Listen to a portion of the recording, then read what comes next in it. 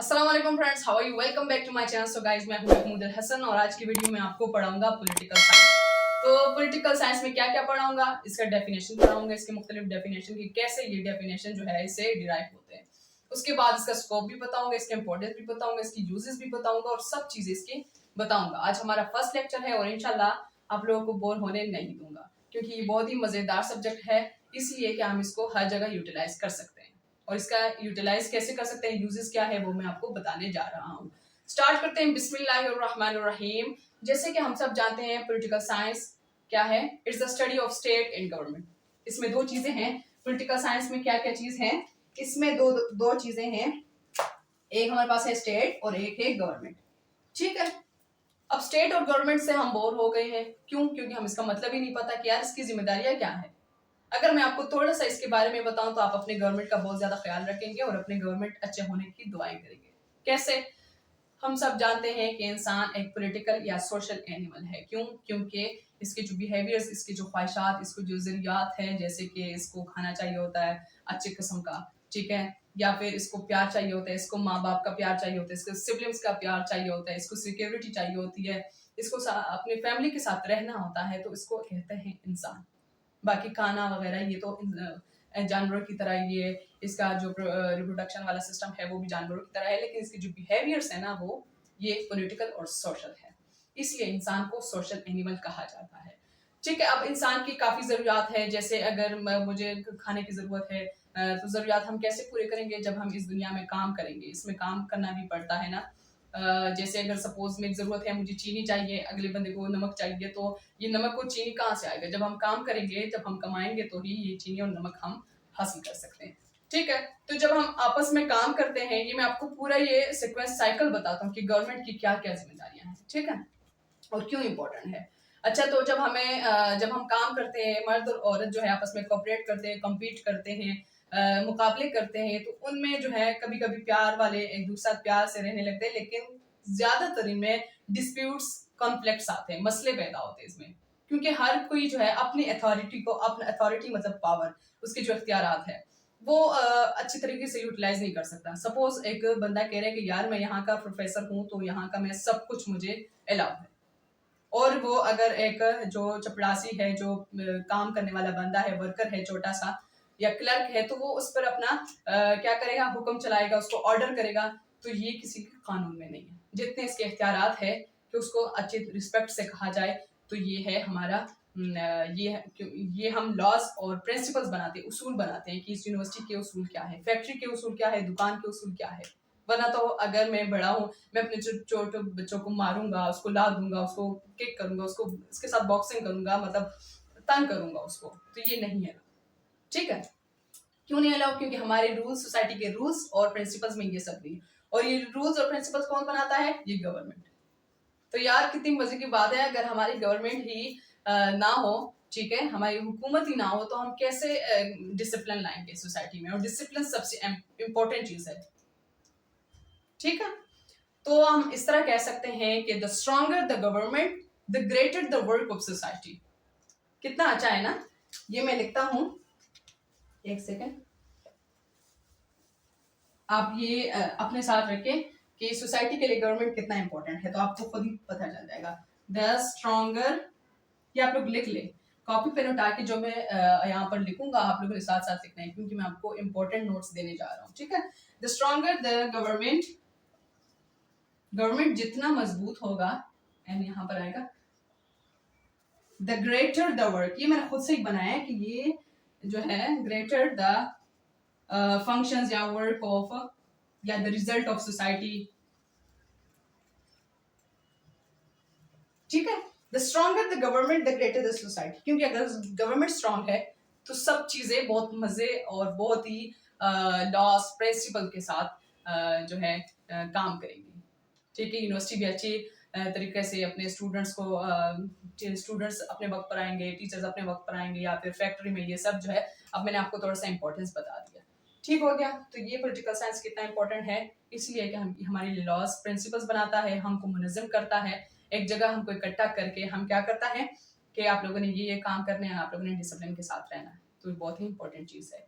अच्छा जी, हमारा टॉपिक हो गया थोड़ा सा कि इसका मैंने आपको जस्ट इंट्रोडक्शन करवा दिया। अब हम जाएंगे डेफिनेशन पे। डेफिनेशन जो है हम सब जानते हैं कि it's the study of state and government, या अगर it's the scientific study of state and government, it is the study of shaping and sharing powers, shape powers और पावर्स को शेयर करना, अथॉरिटी को शेयर करना। तो ये सब मैं तकरीबन आपको 5 डेफिनेशंस जो है वो इंपॉर्टेंट वाले लिखवा रहा हूँ। इंपॉर्टेंट ही मीन्स कि जो कॉमन है, जो हर जगह यूज होते हैं। इस तरफ सबको पता है it's study of state and government, लेकिन जो हम 5 अगर आप लोग याद कर लो तो इंशाल्लाह ये बेस्ट है। ज्यादा करने की जरूरत नहीं, अगर आप 5-3 याद कर ले तो ठीक है। तो ये मैं यहाँ पर लिख रहा हूँ और आप लोगों ने इसको नोट कर लेना है, ठीक है। नंबर 1 हमारे पास आता है डॉक्टर स्टेफन कहते हैं, ठीक है, डॉक्टर स्टेफन लीकॉक क्या कहते हैं कि it is the scientific systematic scientific कैसे हम इसको डीपली स्टडी करते हैं पॉलिटिक्स को, गवर्नमेंट स्टेट को, ये साइंटिफिक स्टडी बन जाती है। ऐसे वैसे हम नहीं करते कि यार बस ये है, नहीं, हम देखते हैं कि अगर मसला है तो क्यों है, कैसे इसको सॉल्व करना है, तो ये साइंटिफिक स्टडी है, ठीक है। It's the study of it is the scientific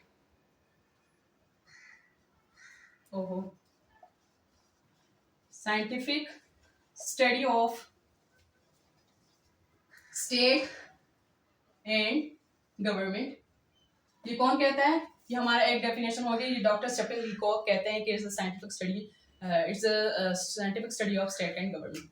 number 2 हमारे पास आता है कि प्रोफेसर, मेरे पास यहाँ पर लिखा हुआ है कि प्रोफेसर G.W. गार्डनर कहते हैं कि it's the study of government. बस, it's the study of government, ये डेफिनेशन ये आप लोग नोट कर ले, ताकि अगर आपको आ जाए कि राइट एनी 3 डेफिनेशन और एनी और 4 different definitions of political science, तो आप लोगों ने इस तरह करना, ठीक है। It's the study of government. हमारे पास दूसरा हो गया। अगर तीसरा मैं लिखूं को it is the study of shaping, कि कैसे एक चीज जो है, एक लॉज बनते हैं और अथॉरिटीज दिए जाते हैं, एंड शेयरिंग, नजर आ रहा है आप लोगों ने, शेयरिंग पावर्स, ठीक हो गया। और जो हमारे पास 4th वन आता है तो ये भी है कि it is the study of political institution. Political institution कौन से हैं? पार्लियामेंट हो गया, जो हमारे सियासी इदारे हैं जहां पर हम वोट देते हैं, जहां पर हमारी नेशनल मरकजी असेंबली, कौमी असेंबली या मुकामी असेंबलियां जो है ये हमारी इकट्ठी होती है, और ये जितने भी इंस्टीट्यूशन पॉलिटिकल वाले हैं तो इनकी स्टडी है। It's the study of political institution, political institution इदारे, ठीक है, institution of state and government. State और गवर्नमेंट के जो पॉलिटिकल इंस्टीट्यूशन है कि कैसे इनमें लोग काम करते हैं, कैसे इनके जो अथॉरिटी इनको कैसे मिलती है, तो ये सब हमने स्टडी करना है। स्टेट एंड, लिख लिया आप लोगों ने? आप लोग ये नोट कर लें, तो फिर मैं आपको बाकी लिखवाता हूँ, ठीक है। मैं साइड हो जाता हूँ कि it's the scientific study of state and government, it is the study of government, it is the study of shaping and sharing powers, it is the study of political institution of the state and government, ठीक है। एक हमारे पास एक और आता है कि it's the एक सेकेंड, यहाँ पर मैंने किए क्योंकि ये सारे एक जैसे होते हैं, तो it's a systematic study of institution. उसके बाद ठीक है, ये हमारी ये इतने मैंने लिए हैं तो ये ज्यादा बेस्ट है, क्योंकि सारे सेम है। Steady state and government studies है, इसने सिस्टमैटिक मत साइंटिफिक स्टडी की, इसने जस्ट जनरल कह दिया, तो ये हमारी डेफिनेशंस हो गई। आई थिंक आप लोगों को क्लियर हुआ होगा। हम सब जानते हैं कि research of steady state and government की स्टडी है, बस 2 चीजें इसमें शामिल है, ठीक है। मैं इसको अब रिमूव करता हूँ। अच्छा जी, हम सब जानते हैं इसमें 2 चीजें शामिल है, एक स्टेट और गवर्नमेंट। जितने भी डेफिनेशंस होंगे वो बस इसमें ही आएंगे, गवर्नमेंट, ठीक है।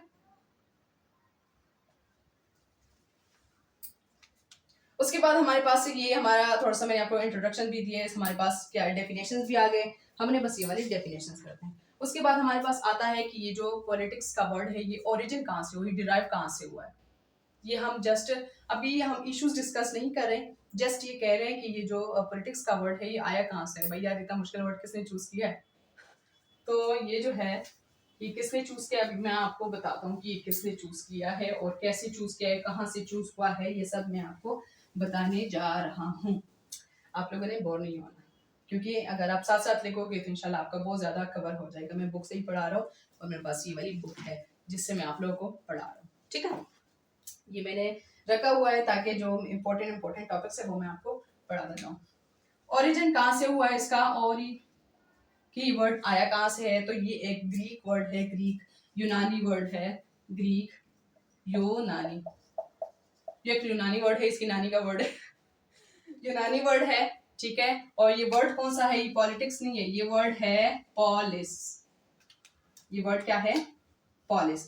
पॉलिस का मतलब क्या है, सिटी, इसमें बीच लगा के स्टेट, मतलब एक अभी तो इतनी ज्यादा सिटीज आ गई है ना, लेकिन पहले एक बड़े सिटी और स्टेट जो है ना उसको पॉलिस कहा जाता था ग्रीक वर्ड में। और उसी सिटी स्टेट के स्टडी को क्या कहते हैं, उसकी स्टडी को क्या कहते हैं, पॉलिटिकल साइंस। मतलब उसकी जो स्टडी मींस के उसमें जो अफेयर्स होते हैं, उसमें जो एक्टिविटीज होते हैं, उसके जो इश्यूज, स्ट्रगल्स को रीड करना क्या है, पॉलिटिकल साइंस है। ठीक है